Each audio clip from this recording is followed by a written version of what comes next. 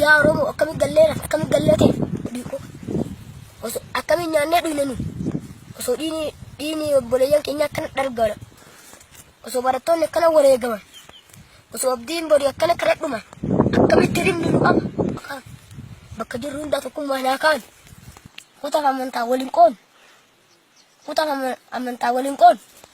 baaleef arsii hin jennu Jimmaa fi Iluu hin jennu Wallagga Shawaa hin jennu Boorana Gujii hin jennu Walloof Alarga hin jennu Oromummaa qomaaf waliif birman abdii kutachuu hin qabnu qabsoon keenya galma ni gaya dhugaa waan qabnuuf ni hinjifan kanaafuu walirratti ilaaluu hin qabnu walirratti ilaalume dubbii kana hanga mirkaneeffannu abbaa biyyummaa bahaadiyaan kaabaa kibbaan ummanni Oromoo ka'ii bakka jirtu bilisummaan keenya qawwee malee hin dhuftu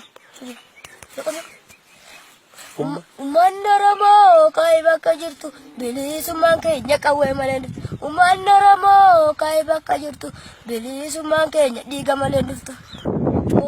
yaa booree biyya abbaa koo nama rare yaa booree bilisummaan nama rare